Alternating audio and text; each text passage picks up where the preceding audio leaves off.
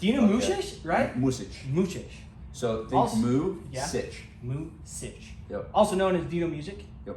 And sounds better. Honestly, known as Dino. Yeah, it's probably the easiest one. Welcome to the pod, brother. Thank you, brother. I'm excited. Thanks for having me. Yeah, man. How are you doing? Fucking great, bro. Me too. 7 a.m. I'm excited. Let's get this day rolling. Rolling. Of course, I've been rolling for a little bit. I'm sure you have too. Yeah. I know you typically do this. What'd you say? You're 15,000 deep already? 15 deep. It's 7 o'clock in the morning. Unreal. Yeah, man. Men's a workhorse, dude. You flatter me, but I mean, you flatter me. It's the truth. Thank you. You know, I've been listening to your pod a little bit. Okay. You and Josh. What do you think? Love it. Thank you. Okay, Love it. Cool. But you talk about winning the mornings a lot. Mm-hmm. And you want to walk us through how you set yourself up for that? Yeah, dude. So this is, I find this to be like one of the staples like in my life, right? And the biggest reason why it's like, dude, you get this because you do the same thing, but it's taking advantage of that time that normally you'd be sleeping or wasting. I'm like, if I could spend that 2 hours to get ahead and set myself up, I can pour more into others, right? So like how I think about it is I have to set myself up. So, okay, when I think about how my day goes, I'm like, what are the factors that are going to be the most important? Okay, so what my emotions tell me, what my thoughts tell me, I'm like, how do I control those first? So like that's one of the biggest pieces I start with. So meditation, visualization, reading. Those are like my top 3. And I always go with that just because it literally sets the tone for the day, right? It's like, think about how many times you can get frustrated, you know, how much shit happens during the day. So if I can control my mind, I can control everything else. So a lot of the way I set my mornings up is I'll do those 3 first thing. And then after that, I'll go work out, I'll do my cold shower, and that's pretty much the start of my morning. So it's about an hour long, hour and a half, and it's like, dude, I'm ready to go for the rest of the day. But I typically set it up just in mind of like, how do I prepare for the day, if that makes sense? Yeah, and I think you said something really, really important that actually is what draws me to you, is how do you set yourself up, right? Mm-hmm. Your morning up, your routine up, so that you can pour more into others. Mm-hmm. And from the first day I met you, I was working in the warehouse, you were up front, and then, or you were probably coming back in the warehouse because you got some stuff going on back there, which is really awesome. Thanks. And I was like, this dude cares. Like, I think out of everybody in this whole building, we've talked before, is like, okay, like, how do you let people know that you care and show them that you appreciate them? And I think anybody in this building will just be like, Dino, he's the man. Bro. Thank you. So like, it sounds like your morning routine is like you filling your cup, so then you can spend the rest of the day filling everybody else's cup. Absolutely, dude. Like, I don't even know how to explain this outside of like, I love people, right? So like, even when I was born, I was always around people. Like, that was my whole life. And I think I just had this knack for like, how can I make others happy? How can I make them smile? How can I make their day? What can I do to add value to them? And that was kind of like always the base for me of like what I wanted to do with my life. So it just started to make sense. I'm like, dude, if I can take care of myself, I get to make other people better. I get to make other people happier. I get to make other people's day. I'm like, dude, that's like one of the best things you can do, right? Because like, I don't just stop at like, oh, I made Sully's day today. I'm like, I just made Sully's day, and now he's gonna go make someone else's day. And what if that person might have needed that because they were struggling, because of that struggle, they were able to make someone else's day. So from making your day, I just made 400 other people's day. It's that ripple effect. Yes, dude. Yeah. And I think about life that way, where it's like everything that we do, you know, even, I mean, obviously we work at First Form, right? So it's like you pick up that piece of paper, that's a deposit. It's bigger than just that 2 seconds you're picking it up. There's a bigger meaning. So I start to give value to helping people or making people smile or, you know, making people's day. I give it way more value than just surface level. Mm-hmm. And that makes me even more excited. Because I'm like, dude, I can have an impact that I'll never see, and I'm okay with, but I know I had that, right? And dude, that's what drives me to do that. And I don't know, dude, I just kind of found that thing for me where it was all about people, and it just fits.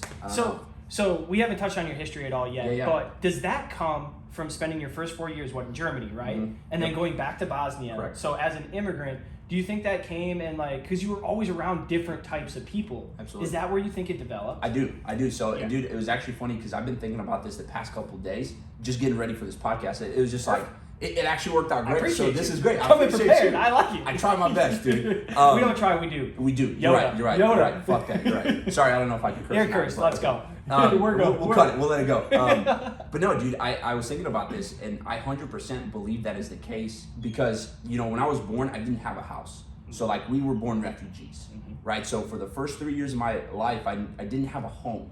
So all we did was live in different people's houses. We lived in different shelters, in a refugee, gymnasium, in a king size bed, with different kinds of people. So my first 4, 5, 6 years of life were all surrounded by others, like different kinds of people. It wasn't just like my mom and my dad. It was like, it wasn't just Bosnians. It was everybody. And I think a lot of that had a role into why I wanted to be the way I wanted to be. Got it. Right? And it's like, dude, there was one example, and then it's kind of funny because I didn't know this growing up, but when I heard the story later on, it just clicked to why I am the way I am. Right? So like, I remember when me and my mom were in that gymnasium, right? Like when we lived there, it was one of our first refugee camps, and our room was just a king size bed with a curtain. Like that was the room, right?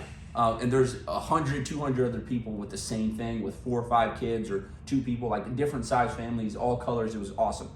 But one thing we were allowed to do is you could go outside, you can go to the store for like an hour, 2 hours, 3 hours a day. Like it wasn't like one of those refugee camps you think where people think concentration camps. Like it wasn't like that. No. Yeah. Right? Like their goal was actually like, how do we help these people? So it was cool. And they would allow us to go outside, and me and my mom would go to this park often. And it came to a point where we would see the same people, this family, and it was like, they looked successful, right? Like a good family. And they had a little daughter, and I would play with that daughter almost every time we were there. You know, and my mom still always had that fear of like, fuck, don't do anything, like don't mess anything up. Yeah, she didn't want you to get deported. Absolutely. Because dude, she just ran away with, like, her life was on the line. Oh, we'll get to that story. Oh, that's even deeper. But her life was on the line. Yeah. And then it's like you have this kid that you're in control of now, and you're maybe 22, 23. Yeah. You know, like you're still at the early stages of life. Mm-hmm. So obviously that fear makes sense. Mm-hmm. And I remember there was a time after, you know, playing with the little girl and the family was there. One day they just showed up with like a box, and it was a box of like toys, clothes, and all kinds of stuff. And they just brought it over to my mom, and they were just like, hey, we want you to have this. Because they were seeing that we were wearing the same shirts, same clothes. Like we didn't have obviously a change of shirts, all that kind of stuff. Yeah. So we were wearing the same stuff. So I remember my mom telling me this story, and it's like I vividly remember being in the playground, but I never knew this because I was so young. But they brought a box and they gave it to us, and just to take care of us. Mm-hmm. And they didn't have to do that. And I think about that, I'm like, that I think embodies who I want to be and why I want to do what I want to do. Like I want to give back to the world any way that I can. And I didn't know that piece of the puzzle, but it almost makes sense to like how it all connected to me being who I am today. Yeah, and I know you like Dr. Joe Dispenza a lot. Absolutely. So it was like almost that subconscious programming, like in that moment. Like you didn't even know about it until you were made aware of it from your mother. Correct. That like, hey, like do for others, mm-hmm. and it'll come back to you. It's the law of reciprocity. 100%. But it doesn't have to come back to you. Like you're just making deposits into that account. That's it. Like you're just like, hey, if I make one person's day, good. Absolutely. Good. Maybe they'll make another person's day. I'm gonna go make the next person's day and the next person's day. 1000%. And like maybe one day there's gonna be somebody 40 years from now that has that same exact story, maybe not the exact same story, right. but will come back to you and be like, you're the one. You're the one. You're the reason that I care more for this world than I would have if you wouldn't have been in my life, or if you wouldn't have been in my parents' life. That's a dream come true. Hearing that, like things like that, is exactly it, dude. Yeah, and I can tell you just from firsthand experience, like you do that. Thank you, bro. I appreciate that. Seriously. There's this picture that I always envision. It's a meme, I guess, because we live in the meme world, right? For sure. But it's somebody deep in a hole. Yep. And somebody's walking by, and the wording is just like, I'll never be afraid to help somebody out because it might not make a difference to you, but it might be the biggest thing in the world to them. I love that. Right? And it sounds like that's what you're all about. That's how you kind of like live your life. Those are your core values. It's just like, hey, we're just gonna help somebody. That's it, dude. Man, that is so powerful when you think about it. Mm-hmm. And I would like to say it starts with the mind. Absolutely. Oh my God. Right? Yeah, absolutely. Reviewing, like reflecting. I know you're really big on reflection. Absolutely. Can we go into that a little bit? Yeah, dude. Like, because you talked about when your mom told you that story, mm-hmm. like it flipped, or the switch flipped. It's just like, oh. It makes total sense. But you also had to do the work to reflect on that, to kind of tease out those core values for yourself in your own life. Absolutely. So how do you go about that process, and like what do you think your core values kind of are? That's a great question. You live by? Dude, I never even dove down into like maybe get to like a specific staple word. Yeah. But what I think happened for me was I wanted to figure out who I am, what I'm meant to do. Because a lot of the time, like even growing up young in that type of environment, I was very self-aware, right? Because you kind of have to be. Like it was new. you know, like, but it also wasn't new. So it was kind of weird because to me it was normal at the time, but the emotions and all the things I was seeing was so new. Yeah. But I was so aware of it. Like, dude, if just kind of quick, funny tidbit, but like, I even remember the type of, or the hospital that I was born in, and I've only been there once, and it was when I was born. Oh my and God. it's like, I don't even know how. Now, it's not like in detail where I'm like, I know the doctor's name and all that kind of stuff, but it's like, it's this clear picture that I have of like the hallway where you exit, where the seats are, and I've even droned it out for my mom to make sure she can confirm, and she confirmed it. Oh my God. So I think a lot of that helped. But being that aware, like I was always in my head of thinking, right? Like, why does this person do what he does?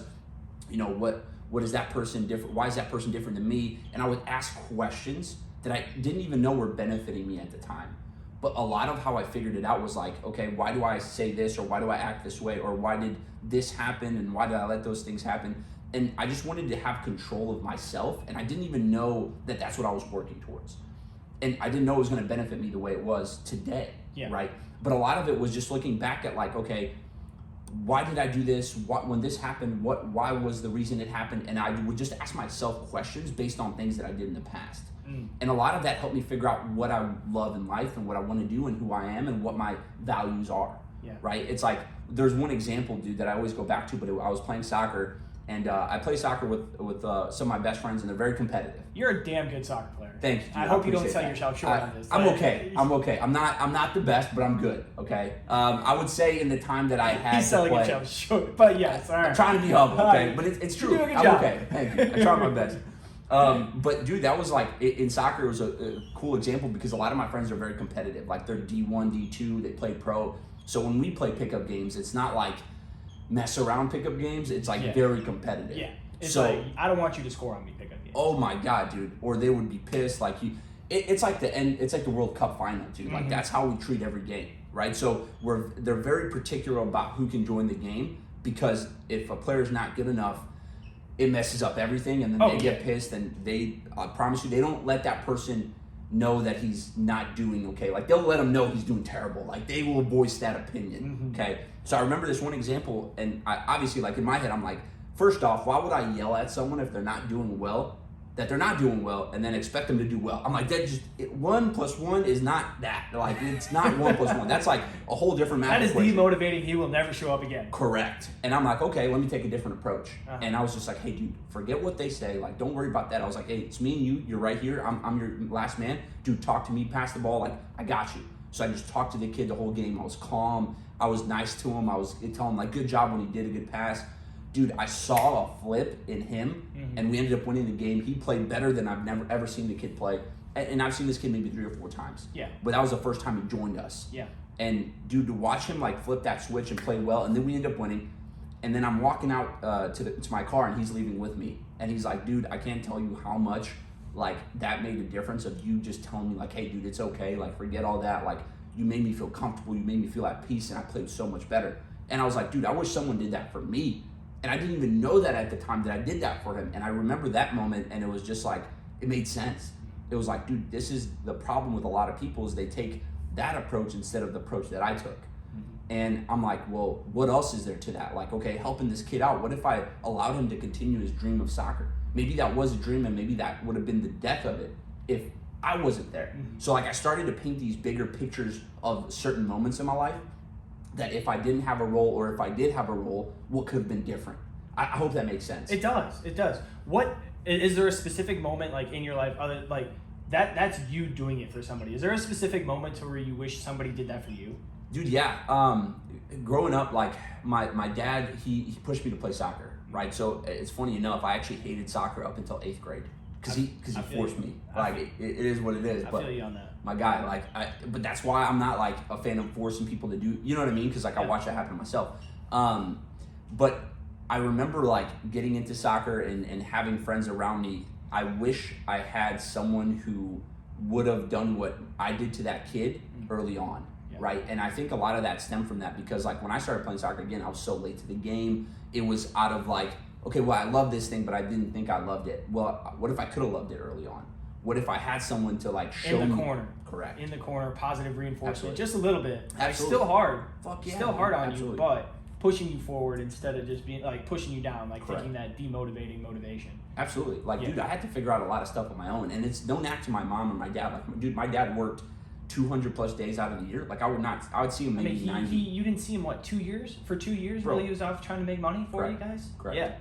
Yeah. So, like, even when we came to America, like, he picked up because trucking was an easier job. It didn't require too much English, but you can make a decent amount of money doing it. So he committed to that.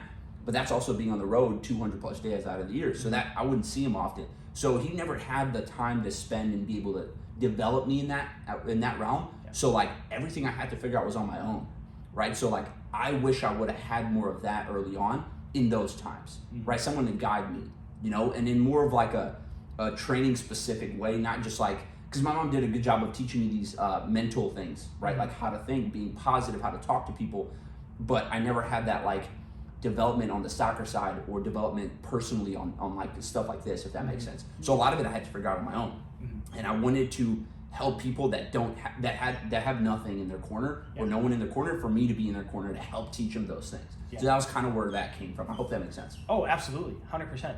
And dude, first off, you do it. I've said this once already. You do an amazing job. Thank you. Like, if anybody needs help, if anybody, even if they're not in your section, like you're just like, bring it on, let's go. Absolutely. Like, let's take a walk. Let's figure it out. Yep. Because like, there's something about this half-mile loop around HQ that when you get with Dino, that like all of a sudden all your problems seem to just like disappear, and you figure out a game plan.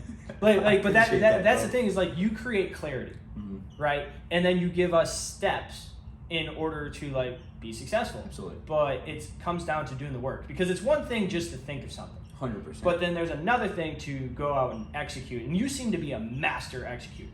I appreciate that. I wouldn't say that, but I appreciate that. People that Dino literally built a section of the company at First Form. Yeah, It's all right. exactly, It's not exactly. bad. It's not So, bad. but you started in the warehouse. Yep. And then let's talk about execution. Correct. And I think Correct. I heard you talk on a podcast about it started in soccer. Mm-hmm. You wanted to become pro. Mm-hmm. Can we touch on this a little bit? Oh yeah, absolutely. How to become a master executor like the Oh Dino? yeah. Oh yeah. This is a fun one, because this was like life changing. This was mind blowing. We're talking about like the visualization piece and all that stuff. Yeah, yes, dude. and how massive improvement in just a short amount of time. Oh, bro, this is and the worst part about this is I wish I would have figured this out Doesn't when I it was like piss you 13. off, dude? So much. Oh my god. So much. Bro. Yeah, I got a story on that. I'll tell I it later. can't wait to hear oh this my one. gosh. I It's figured with my I best figured. friend. I've told Really? it before. Oh yeah. Let's go with you first. I can't Trust wait. me. All right, let's dive in. All right, so one of the things where it was like when I started to take my life serious was around the age of maybe 19, 18. That was like when I committed. I'm like, soccer is going to be my life. It was going to be the thing. And, you know, I had a pro stunt in Austria for a little bit, but came back to finish school. And then by the time I finished school, I was 21, 22. And now I was like, all right, I got to get to the next level. What is that? How does that look? Like, I don't know where to go from here. You know what I mean? It was stuck. I was like, do I just go to tryouts? Do I do this? Whatever. And I remember coming across this guy on Instagram. His name was Gabriel Dino or something like that. And he had this Instagram called The Athlete Mindset. And at the time, he had like 2,000 followers, and he had like this book that he created. Nice little ebook, right? Ebook, bro. Like, Yeah. It was like he came up with it. He wrote it out like it was nothing special. Okay. At least I didn't think it was that I was about special. to say, or was it? It was life changing, right? And the cool part is I'm actually friends with him. So Oh, like, that's awesome. So you built this relationship. Yep. Got And it. dude, me and him connected 4 years after that. So Oh. like this wasn't like So we it stayed wasn't in even touch. right away. Mm-hmm. Okay. And so now we're friends. Like we communicate. He lives in Brazil. Like he's a good friend of mine. And he's built his brain into something greater. He's helping a lot of athletes. Like it's so cool to see. Mm-hmm. And I was one of those guys that started off right. But I remember Elma bought me this book. His book. It was $50. It was an ebook for my birthday. And I was like, damn, dude, she bought me this book. It's $50. I was like, well, I cannot not try it. You better read it at this point in time. Dude, yeah, or I'm gonna hear it for the rest of my life. She's never gonna buy me anything else. So I was like, all right, so I gotta make use of this thing, right? So dude, I dive into the book, and it's talking about goals, it's talking about visualization, it's talking about meditation, and I was like, okay, this is interesting. I was like, because the only piece as I was looking at where I'm losing or where I'm not taking advantage of life in soccer was my mindset. Right? Because when I look at like other players, I'm like, they mess up, but their head's up, they're back again, and then they score the next goal. It's like, how do they do that? I'm like, I'm over here mad if I mess up one thing and I have a great game outside of that. Yeah, then you get in your head and it might snowball in the opposite direction. Correct. Yeah. And I'm like, how do they do this? How do they get there? And I started looking up, like, what is the difference? Why is Ronaldo the way he is? And I started looking at the biggest players in the world, and it came down to mindset. So when I found this book, I was just like, okay, there might be something. Okay, let's try to put this together. Correct. Yeah. Correct. So I'm like, okay, let's dive in. So I wrote out goals. I started to visualize the way he kind of laid it out. And the visualization piece was, it's essentially you're practicing a game in your head before you even play it, right? But how you would do it is you would do it in so much detail that it almost feels like it's already happened. So obviously at first it was not easy to do, but I would spend 30 minutes in the morning and 30 minutes at night visualizing. Then I would spend 15 minutes in the morning meditating and 15 minutes at night meditating. So I was like doubling up, right? So this was hardcore, going essentially an hour a day of visualization. And then I started to get a little bit better. I started to get a little bit clearer. And then I started to really feel the emotions when I would picture those things. Yeah. And then it became real. I was like, whoa, this is strange. How did it become real? Okay, so how it became real is I started to put myself in situations where normally I would get nervous or scared, and I'm like, how do I put myself in these situations but not feel that way and get through them? Like a game time situation. Correct. Got it. Okay. And when I would visualize these moments, I started to get the same kind of anxiety and fear that I would in the game. So you felt it. Correct. And as soon as I'm like, boom, boom, boom, and I would get scared, I'm like, no, I'm not good enough. I'm like, wait, no, this is a good thing. I have felt this and I pictured it so much that I'm actually feeling how it would in the game. Dino, this is good. Yeah. Because now we can control it. And that's the whole point of the book, was to get you to this point. Correct. Okay, got Correct. it. And the whole goal with the book is to get you to that point, but then also help you develop how to get even better at the skill.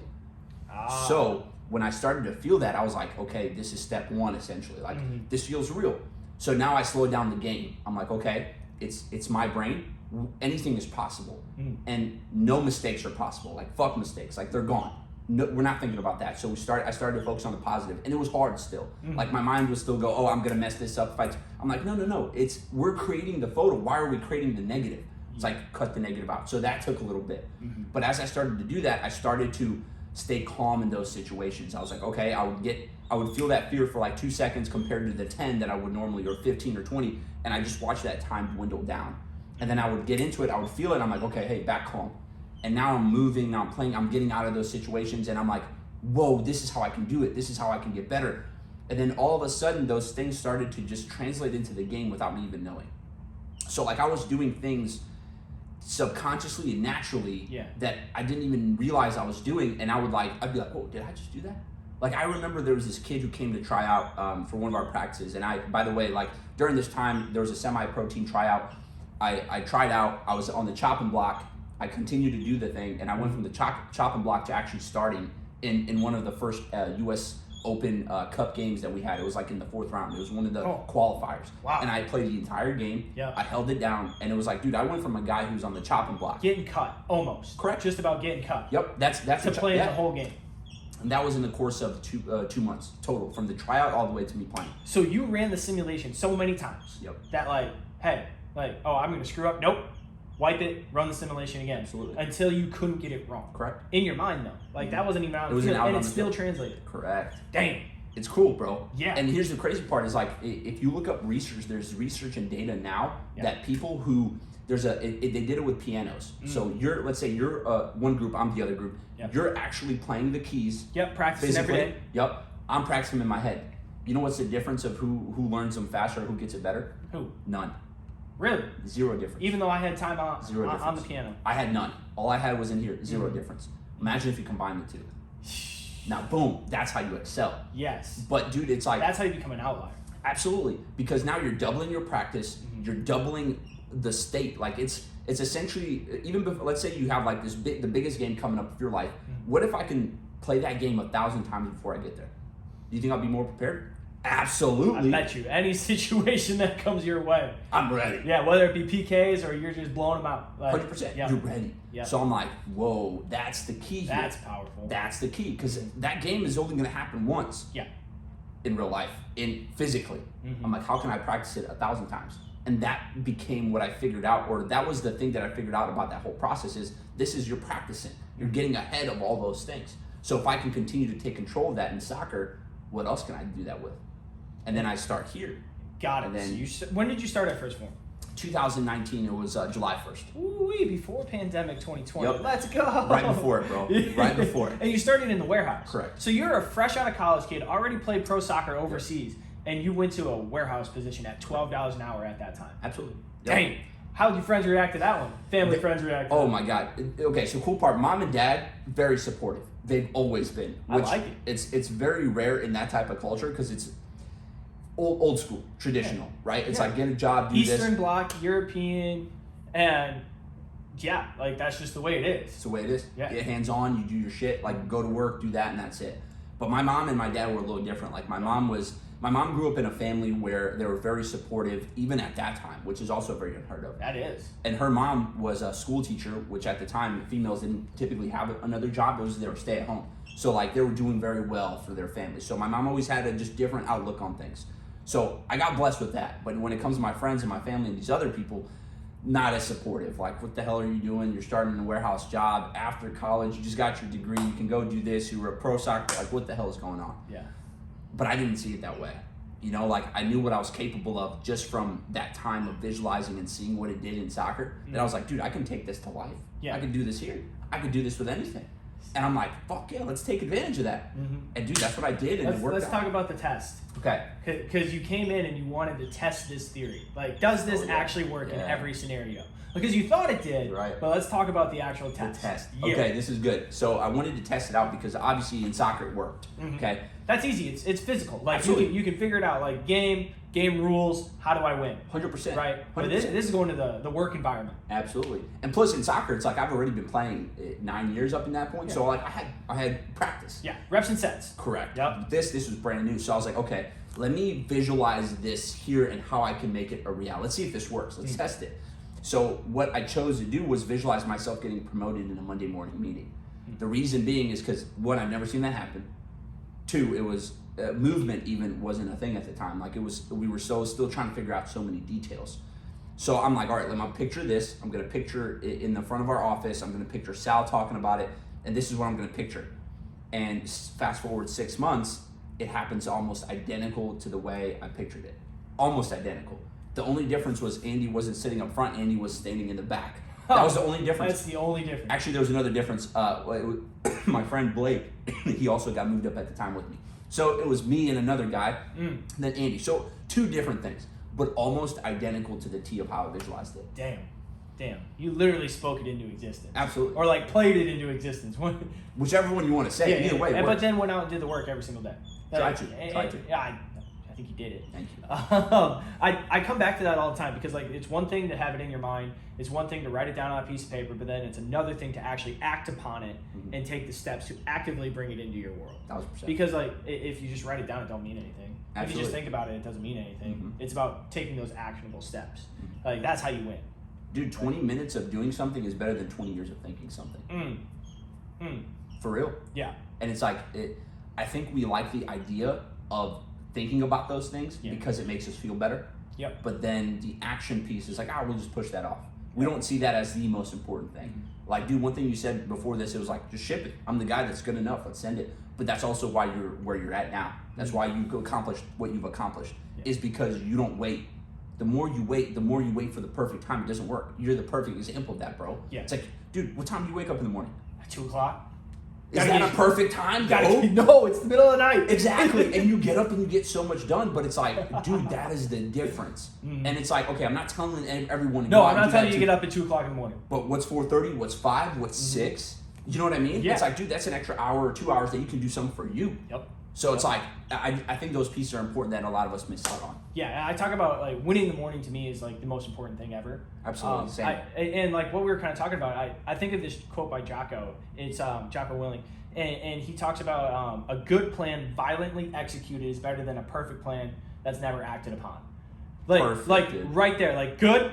All right, let's go. We'll figure it out. 100%. Because we need to go move. We need to do something. Even if we do the wrong thing, we're going to do the right thing eventually because we'll freaking figure it out. Absolutely. Right. Because if you never start, you never make any progress. Yeah. You never know what you're doing. You never even get to that point.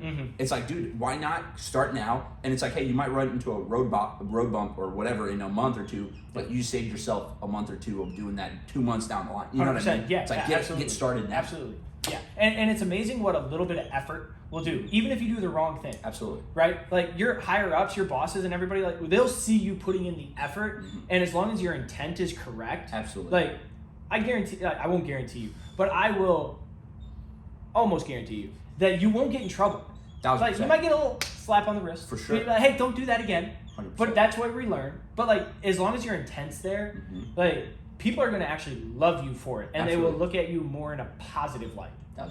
And then it gives you more to reflect on, and then you can go win. 1000%. Even more. Yes. Yeah. Yes. But to your dude, intent I think is the biggest piece of life that a lot of us don't think about too much, but it is the key driving factor. It's like the world's currency. Yeah. Right? Because you can hide everything. Like I can hide anything to you. I can hide everything to the people around me, but I can't hide to the world. Yeah. Never. So it's like your intent is the dictating factor of where your life goes. So even if, hey, you might not be the most vocal or this and that, why are you doing what you're doing? What's the reason? And if the reason is bigger than you, bro, watch how things start to align. That intent drives something further than we can imagine, in my opinion. Man, that's powerful. Woo. I love it, bro. Me too. This is Me good, too. man. You want to know what me and you have in common? All right, let's I mean, hear it. besides being like knuckleheads, we like to play sports, we like to do all that kind of stuff. For sure. We both have amazing mothers. That is And actually they very play true, bro. a humongous role in who we are as men today. 1000%. And like the people how they developed us coming up, right? And let's talk about your 19-year-old mother on a bus. Okay. I want to get into this because this is really, really powerful. And you were talking about how you wouldn't have to be here, or you wouldn't be here if this story took a different turn. Okay, I like this. This so is good. go. This is good. You've done your research, bro. I Damn like right this. I did. I can tell. This guy's a pro. This is awesome. I appreciate this, bro. This is good. I wish more people would do this. We got to get more out of you. Hey, bro. You blessed me with your time. You blessed us with your time. Dude, we got to take advantage of it. Likewise, bro. You blessed me with your time. This doesn't happen. Flatter me. It's the truth. Let's go. All right, Let's go, buddy. Let's kick it off. Yeah. All right. So set the scene. Quick little backstory. So for a lot of people that don't know, Yugoslavia used to be one big country. Okay. And there was a time where they all kind of split off into separate countries. They're known as, you guys know them now as like Serbia, Croatia, Bosnia, Slovenia, Montenegro. And they all used to be one big country. So anyway, something big happened. The leader of the world passed away and things kind of split up. And Serbia wanted more land and more control, so they essentially came out in 1995, 1992 timeframe. There was a big genocide. So a lot of my people were being hunted, killed, murdered, raped, you name it. Like it was the closest thing. It was the second worst tragedy next to Holocaust. Like it was that, and it was close. It was to that extent. Yeah. And dude, it was dark, right? And so just kind of setting that tone a little bit. One of the things that even when you're living in Bosnia, you're Bosnian. Serbs were coming to your house looking for you, checking if you were there, because they wanted to kill you, right? Like that was their goal. They wanted to torture you, they wanted to kill you, they wanted to take over. And so a lot of my parents and my family would try to hide, they would try to do different things. And my mom was 19 at this time, and she was trying to escape because she saw what was going on. And she took a bus, and she took this bus that had to cross the border and to get to a different country. And when she took this bus, I remember she got on the bus, and this is her story. So obviously I wasn't alive at the time. Yeah. She got on the bus, being 19, she's nervous, right? She's in a bus full of Serbs. Because she's got to get through this checkpoint. Correct. Like a legit checkpoint. Like military people come on the bus. This wasn't like just like, hey, give me your toll for the thing, get through. Like this was Europe nowadays, it's just like it's open borders. Absolutely. It's just like, here's my passport, I got it. We check, good, yeah. go. Now it's like they're going in, they're checking everyone's passport. Is there anybody here that's not supposed to be here? What are we gonna do? Yeah. Right. So they stop. This guy gets on the bus and he's starting to check everyone's passports, everyone's IDs, whatever. And he gets to my mom, and she's clearly nervous. She's just like, head down. She's just like, hopefully I can pass because I got like somewhat of a Serbian name, a Bosnian name. I could pass, right? And when he gets to her, he takes a little bit longer, and he's reading it, right? And he's kind of like, he knows. Yeah. He figured it out, and he's sitting there, and he's just like looking at it. He's like, okay. He's like, where are you going? And she's like this. He's like, who are you going to see? She's like, oh, my cousin and this. So you traveling alone? Yeah. Okay. He's like, I'll be right back. And he's the only person's ID that he took back was hers, okay? So he walks off the bus. Everyone on the bus is like, dude, come on, just let her go. Let's get this ball rolling. Why are we still here? Whatever. So the guy's getting back on the bus, and he figured it out. So he's like hitting his thing, walking in like you know, like one of those movie type things where he's like this officer, and the bus driver's like, dude, just let her go, like, you know, she's a kid, whatever. And he's like, and he goes up to my mom and he's like, this time, he's like, I'm gonna let you go, but next time I catch you coming back here, you're not leaving. And she, in her mind, she was like, I'm never fucking coming back. Never coming back. Never coming back. Never. And that moment, if that didn't go that way, I would not be here today. Mm-hmm. And it's like, dude, it's crazy to think about, because to your point, it's like that small of a story, just one tiny turn, my existence isn't even here. And it's like, dude, that's one of like so many other things that have happened. Dude, I mean, I had an uncle, and I shared this story too, where, you know, him and his dad actually got captured, and they were tortured for multiple days. And like, dude, to kind of even highlight how crazy... Friends were torturing friends. It was like the American Civil War. Like, brothers were killing brothers, friends were torturing friends. Like, that's how it was. Absolutely. I mean, dude, like... People don't realize that was first off, that is the world. It's still going on today. And like, it actually was in the European bloc countries, like, that actually happened. Yes, bro. 30 years ago. This was recent. Like, this is recent history. This should be in the textbooks, and it's not. It's not. Okay. It's crazy how this works, yes. right? It makes you wonder why. It's crazy. But to your point, I was actually going to mention that too, because it was like, to just highlight how crazy of a story it is. It's like, dude, the people that you're going to school with, your friends, your neighbors, your teachers, they're the ones coming after you. Daniel. It's not like this whole army that's, you know, you don't know. It's like, dude, your neighbor is the one calling you like, hey, dude, I'm coming to get you, dog. Like, I have to. And it's like, to just think about it, it's mind-blowing. Like, dude, there's a story of this teacher having to go to his student's house. His student was Bosnian, the teacher was Serb, and he tortured him, he beat his family, did all that, and that's his teacher, by the way. Jesus. So the person that you should be trusting, one of the most trustworthy people in this country. Absolutely. And it's like, dude, that's just to set the tone for how crazy this was. Yeah. And you know, I remember they tortured my uncle and his dad, and to the point, my uncle's only shared the story like once or twice, like very little. He doesn't talk about it often, and he's never really been the same since, clearly. But there was a point in time where they had them both in a room, and they put a gun on each of their laps, and they're like, whoever kills who first gets to leave. Whoa. And they didn't do it, you know. They were like, fuck that, no. So they got tortured even further. And the only reason they were able to escape was because my aunt, who was my uncle's fiance at the time, she was friends with the guy who captured him. She went to school with him, and somehow, some way, they were able to like, dude, please, just like, let him go. Like, dude, what can we do? Whatever. And that moment, glimpse in that dude's heart was like, okay, let's take him back. We're done here. And I remember like my mom telling me they just drove by the house, dropped them off, like fucking, you know, skin hanging off, like beaten almost to death, and just thrown off to the side, and the car just drove off. So just kind of set the tone for how crazy the time was. And, you know, again, it's like what they could have done to my mom if she did get caught or those things happen. So it's like, it's pretty crazy. But to me, it's normal. You know what I mean? It's like, I know it sounds weird, but it's also why I believe like the perspective piece of what I have is so powerful, because like coming from that, it's like, it doesn't get any worse. You know what I mean? Yeah, that's like, true. That's very true. You can't be not blessed for what you have now.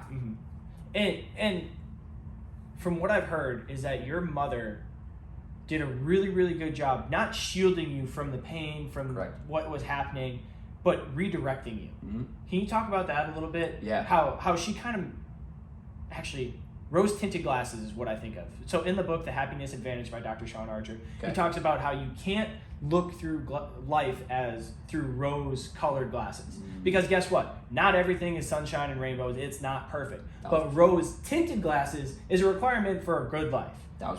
Right? Like so, like we have to look for the positive side of things, and it sounds like your mother did that to a massive extent. Absolutely. Even everything she's been through, she still poured into you to be like, hey, this is actually all right. Let's go get some clothes. Let's jump a fence. That's all right. Yeah. We'll get it. Let's duck underneath some flashlights. It's all right.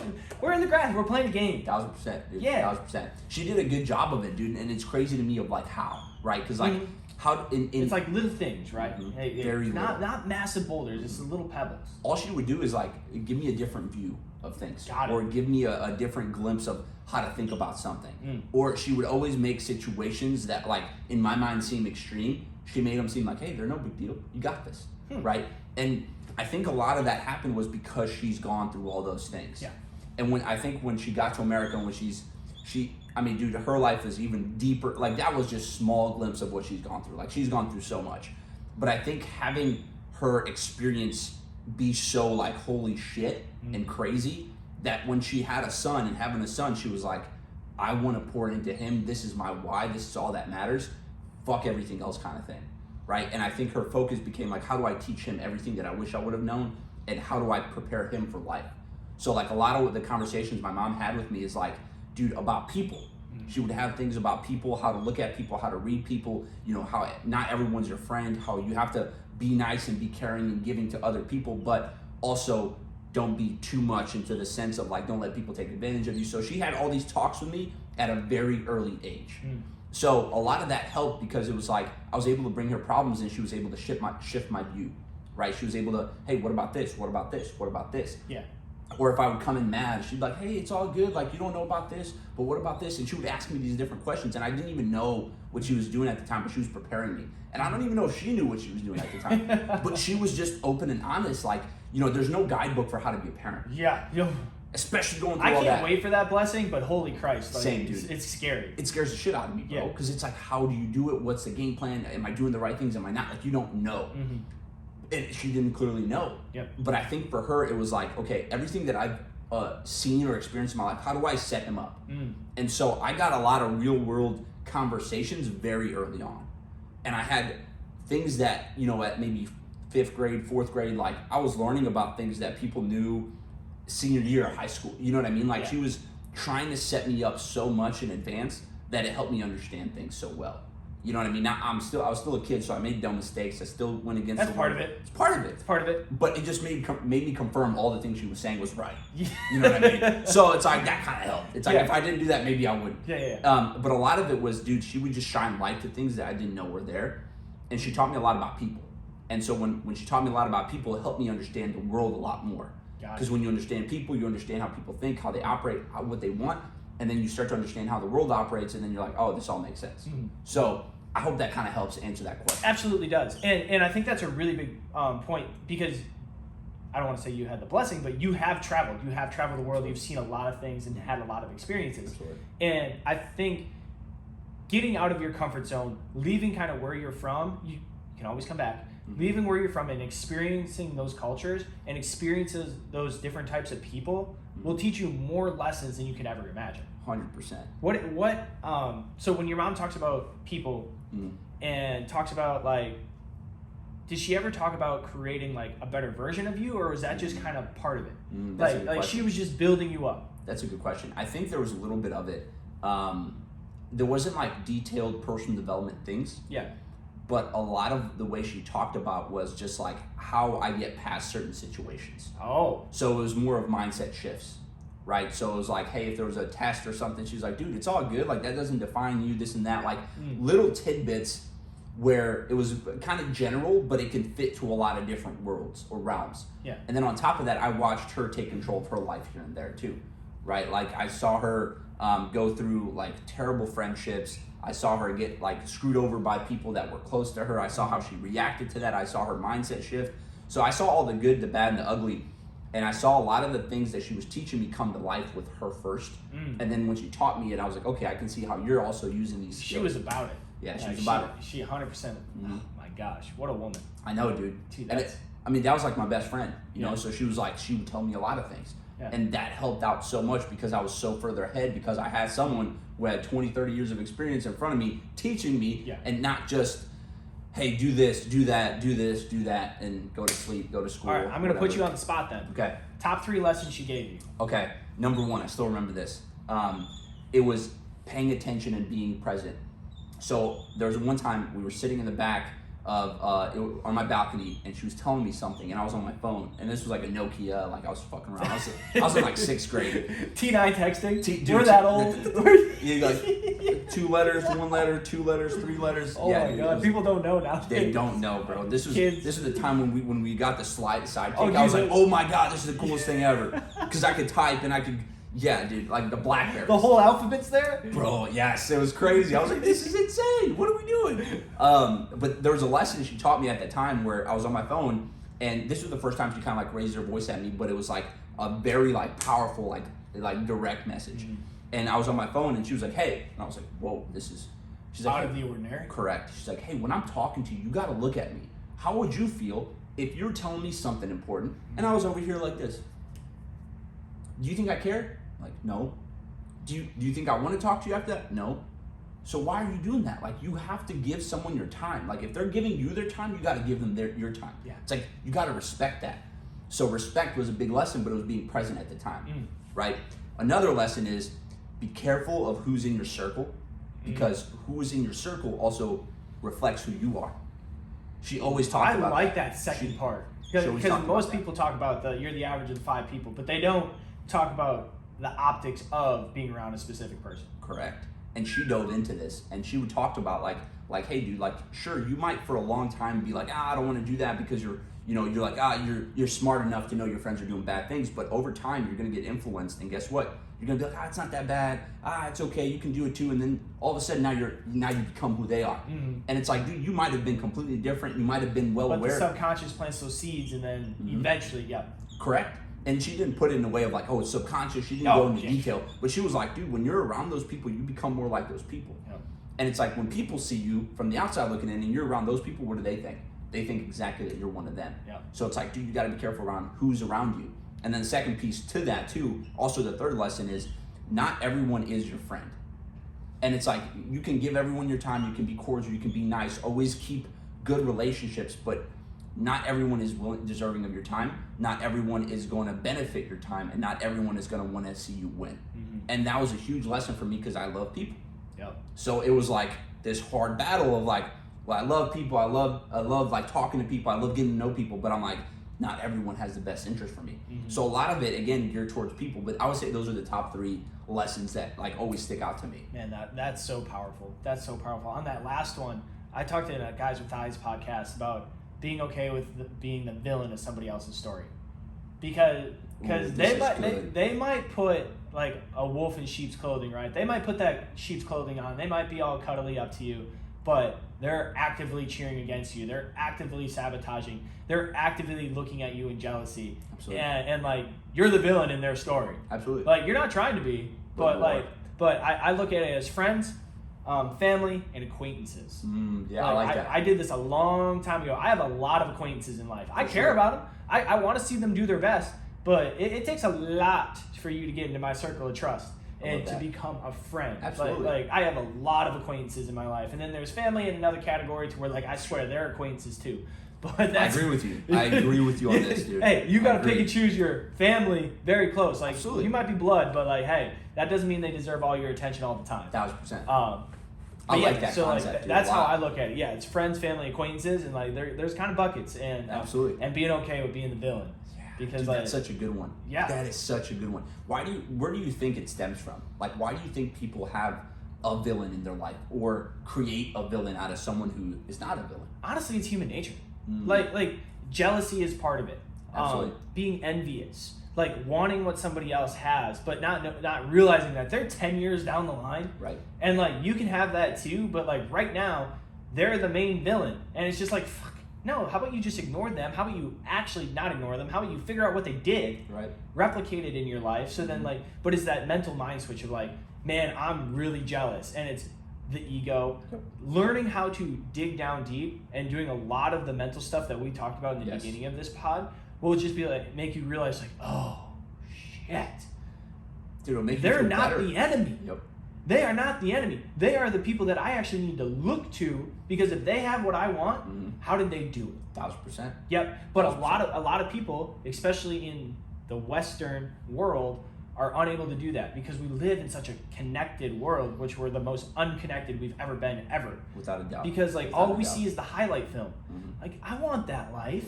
It's like, yeah, but do you know what they went through to get that life? 1000%. Do you know how many books they read? Do you know how many smiles and shaking hands and meetings that you didn't see? 1000%. Like, man, you can either make them the villain or you can make them like the person that you want to chase to be. I don't want to call him a hero because we're like, I get it. Jocko says kill your heroes because like we're all humans, so like we all have our dark side. 1000%. But like, make them something that you want to chase instead of making them the villain. Absolutely. And it's just like, Like, man, like, I think counterintuitive it's in my human opinion. nature. Yeah. Yeah. I think it's counterintuitive too, though. That's the crazy part. Because It it's like is. when you do that, you're actually telling the world you don't want that. 100%. You're telling the world that you don't want to be. And you're showing a bad side of your character. Absolutely. Because, like you said earlier, people notice. And, like, the more yeah, you they do. talk, right, the more, like, people hear. And then they're just like, I don't want that guy in my team. Then you're not going to win. Ever. Like, there's no chance. Exactly. Dude, it's... I think this goes to a good topic of it's what you say, how you think, all affect where your life goes. It's like what you put out is what you attract. So it's like if you put out jealousy, you're going to attract more jealousy. If you put out more of those hateful things, you're going to attract more hateful things. Yeah. And it's, again... And this is the RAS, like the reticular activating system. Correct. At work. At work, right? dude. Like, this is just your brain. Like notices like. More negative thoughts. Guess what's coming to you, buddy? More negative thoughts. Like, that's how it works. Yep. And it's, I think going back to like our very first point, if you can realize those things and be honest, self-reflect, and you're like, hey, I'm actually jealous right now. Good that I'm figuring this out. How do I switch this? Why am I jealous? Is it because there's something? There's something. It could be, honestly, a lot of it's an insecurity that you have for yourself. Exactly. That's always what it is, Yep. right? Because it's like when you see that person on stage talking, you're like, I hate that guy. Why? Because he can talk and you want to talk and you can't talk because you're afraid to talk. You go in front of two people and you're just like nervous as hell and you're all clammy and you're just like, And guess what? That was him 5-10 years ago. You're just looking at him now. Exactly. And it's like, dude, and you got to be careful with that because the world is so responsive and receptive to those things. And it's like the more that you put out of that negative energy, the more you're going to get negative things. That's, to me, it's at the end of the day, it's that simple with everything. Because you can do that with relationships, work, physical, mental, spiritual. Everything is related to what you put out is what you attract. I love that. And the beautiful thing is, like, I know what you're working towards. You want to be on stages. So when you talk about like looking at people, I'm sure you felt that. It's my like, God, man, how is he in front of that? Like, Dude, I'm sure absolutely. you felt that. Absolutely. So like, it's coming from a place of like that you've already been in, deep inside you. But like, let's talk about that want. You built the side of a freaking company, right? You played pro soccer, and now you want to get on stages. God damn, in front of probably tens of thousands of people, which That's the goal. You should be. That's the goal. Thank you, because bro. of this story that we're telling. But holy Christ, it's just the beginning. You're right. Why do you want to be on stages, Dino? That's a good question, bro. I thought about this a lot. It comes back to a couple things. The biggest thing is seeing other people smile, making other people feel special, making other people feel happy. That is one of my biggest things, okay? Because early on in life, I liked entertaining people. I like being the guy that can mellow out the room, to break all the stress, to put people in a calm spot. Because it's like, when I watch people struggle and feel anxious and go through depression or go through tough times, I want to be the guy for them in their corner. Like, dude, you got this, bro. That's nothing. This is all, you know what I mean? I want to give that. So that was always something I saw myself doing. So when I see myself on stage, I see myself giving that type of energy to people to change their life through communication of that. So that was like a big piece for me too. Yeah. And it has nothing to do with like fame or being the guy, but in my mind, I always thought that I looked at life differently because of my life experience, because of what I've seen. And I don't think by any means I know everything about life or I live the life the right way. Does anybody? Nobody does. Exactly. But in my opinion, I think there's a lot of things that we miss out on. And when you hear the word happiness or all these things, it has such a different connotation to it now than it used to. And I want to break that, but also show people that they're capable of anything because they are. But I want to do it in a way where it's not so like, in a more positive tone, if that makes sense. You know, with more light to back it up. Yeah. You know, like a Tony Robbins, right? Because it's like, I think he does it in a way where it's very direct, but it's very positive. Yeah. And I'm like, I want to drive more of that because I want to influence people's lives that way. Because, dude, if I see one person win, I've done my job. So, like, a lot of the reason I want to be on stage is to be able to give that type of energy, but also share those things to show people that they're capable of way more.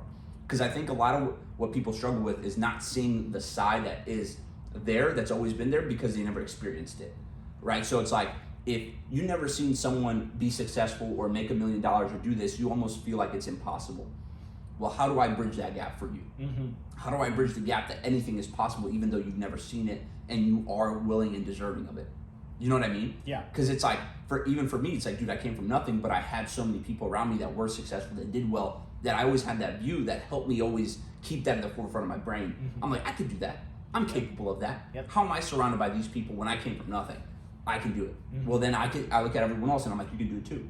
So I want to give more of that. I hope that helps. Oh, it 100% does. It explains your why. I was just thinking, man, like, Dino's a conductor.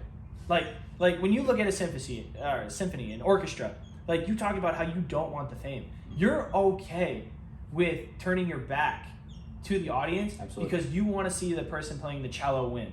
You want to see the person playing the bass win. Absolutely. You want to see the person that doesn't know how to be part of a team and then comes together win. Yes, bro. But you don't need that fame and fortune. You just happen at the end to turn around and you'll take a bow. Correct. Because you saw everybody else win and then together you raised each other up. You made that beautiful music. Absolutely. And like I was just thinking, I'm like, man, Dino's gonna be a conductor. That's like, low, like bro. that's what he's like, you go, we go. You hit it, bro. That's I never heard anyone explain it that way, but hearing that is it clicked. Mm-hmm. You saying that, I'm like, that's exactly it. Yeah. Like, and, dude, all that, like the fame, the money, all that stuff, like that's a byproduct of just doing the right thing, in my opinion. Yeah, the next right decision. Right? And the next right action, and you repeat that over and over and over again. Well, I can tell you right now is that like I will be in the front row because I want to watch this show. I appreciate that, bro. You'll be on stage with me. What are you talking about? Hey, I'm there with you. Like, come on, bro. Hey, we're going to Bosnia. Hell yeah, we are. Like, Hell yeah. Like, I have this wonderful thing, and Dino does too, is like, we're going to say yes and figure it out later. So he's like, you want to go to Bosnia? I'm like, let's go to Bosnia. So now we're going to figure out how we're going to Bosnia. We have no idea, but we're going to make it happen. We're going to change the freaking lives. That's what we're going to do. Absolutely we are, dog. I love that. But dude, I think you need that, though. I think you need that. I think you need hey, well, let's fucking say yes, and then we'll figure it out. Yep. There's goods and bads. Oh, there's 100%. There's 100%. My bank account says like, hey, what are we doing? Yeah. Just like, hey, we're gonna figure that out too. We're gonna figure that out too because like money comes and goes, man. Like that's the way I look at it. Me too. Like there's always a way to make more money. Absolutely. So like I can spend it doing this and making the world a better place. Let's do it, right? Now that's not saying I'm not taking care of myself, people. For all right, sure. Get your nest egg first and then you go. Correct. You're smart about it. Be smart about it. You're not putting yourself in a financial hole. Yeah, okay? but I actually know where this came from in my life. Okay. When it was in the middle of a snowstorm, and the movie Yes Man came out with Jim Carrey, right? Jim Carrey. Yep. Me and my mom, going back to our mothers, we went to this movie in the middle of a freaking snowstorm, and like I was just like, holy shit! There's power in saying yes, and then just figuring it out. Yep. Now, in the end of the movie, it says like you don't have to say yes to everything, but there's so much power into saying yes and being like, hey, I can FIO, figure it out. Mm-hmm. And then going from there and building something out. Yeah. That's crazy that it happened during you watching that movie during the snowstorm. Do you think the snowstorm, with it being a snowstorm, do you think that's why it had such a big effect because it was so different? No, it was the concept. Snowstorms happen all the time in Wisconsin. Okay. We weren't even supposed to be out there. Like, we were sliding through intersections. Like I'm glad my mother was Your mom's a G, dude. She is. All 5'2" of her. She takes care of business. She is. Robin's the best. I love that. But no, like it was the concept of saying yes. All of a sudden he's skydiving. Of saying yes, like he's saving somebody from jumping off of a building. He's like this is just the movie, but like he's saying yes to all of these things that like just lead to he found love because all he did was keep saying yes and getting new experiences and taking new classes and upgrading himself. I love that. Simply because he took away that barrier of saying no. Mm-hmm. He's just like, no, let's do it. Gotta do it. Yeah. And like when you back yourself into the corner and be like, I'm either gonna do it or I'm not, and you take away the not, well, you only have one option. You only have one option, and that Andy talks about the zero option mentality, and that's where it kind of comes from. Like makes total sense. And it's just that freaking movie, man. Jim Carrey. He's just awesome. Who would have thought? Who would have thought? I mean, because that's a comedy movie too. That's the best part. It 100% is. Dude, that's awesome, bro. Yeah. So like that's where like glimpse of that. Yeah, changed your life. That's where I'll figure it out later comes from in my life. That's awesome. Like that's what took me to India. That's what took me out to Australia. That's what took me to Europe when I lived in Sicily. Like. Well, I got orders to Sicily. I was going to get out of the military, but I guess it's Sicily, so we're going. Yeah. Dude, that's incredible, bro. Who would have known that one movie like that could have changed your entire life? Not me, but I'm glad it did, and like the more reflection I did, like it 100% goes back to that. Because like my parents, they're from Wisconsin. Like they barely ever took flights. The only reason my dad took flights was to come visit me. That's awesome. Like it's insane. So like just saying yes and like committing later and like it's led to so many open doors for me. And I know that like it's the same in your life. Absolutely, dude. I think that's a big piece we miss out on. Yep. You know, it's like, oh, it's our time. Dude, just say yes. Mm-hmm. You know, giving your time and saying yes to things that, hey, you might not want to do or hey, you're going to be uncomfortable. You're going to be uncomfortable. Yeah. But like you said, it opens up so many different doors, whether it be relationships, whether it be physically, financially, emotionally, spiritually, like it'll open up more doors for yourself. I can tell you right now, I'm scared as hell to go to Bosnia. I get it. Like 100%. Like I've been to India. Like we went to colleges in India, but I have no idea what I'm walking into. Yep. When I go to Bosnia. It's gonna be amazing. Just so you know, it's nothing crazy. Like works for me. It's very old school still. Yeah. But like, dude, yeah, you'll love it, bro. Cool. You'll love it. Yeah. I'm excited for you. But that's a good point, though. And we're gonna bring some value, and I think that's what I'm looking forward to the most, and that's what's pulling me towards it. Just like I know Dino, I know myself. Whoever else we get to go with us, I know that we are all going to go there with the correct intention and intent to make the world a better place. 1,000%, bro. Yeah. 1,000%. Yeah. And I'm excited for it, dog. Me too. Can't wait. Me too. Can't wait. Yeah. It's going to be coming. a busy year.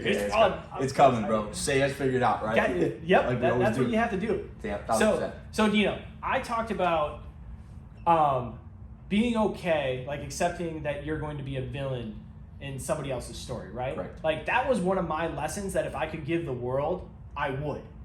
Now I'm going to put you on the spot again. Okay, let's do it. What is a lesson if there was a microphone to the entire world, which there kind of is, because we're going to be on YouTube, Spotify, everywhere that we're going to be playing. Damn right. If you could give a message to the world, what is something in your life that you would give? Ooh, this is a good one. This does put me on the spot. You're welcome. I like this. I think I'm trying to put this in like, what is the best thing I could cover to cover the most ground to help other people? And I think there's one thing, but I would say stop listening to yourself and start talking to yourself. The reason being is a lot of times we listen to ourselves and we think it's the right decision, or whatever thought comes in, we go with it. I'm so terrible at basketball. I can't shoot. I don't know. I can never get that promotion at work. Like, there dude, like the thing, like in a basketball, in soccer, just like, oh, idiot, why'd you make that turnover?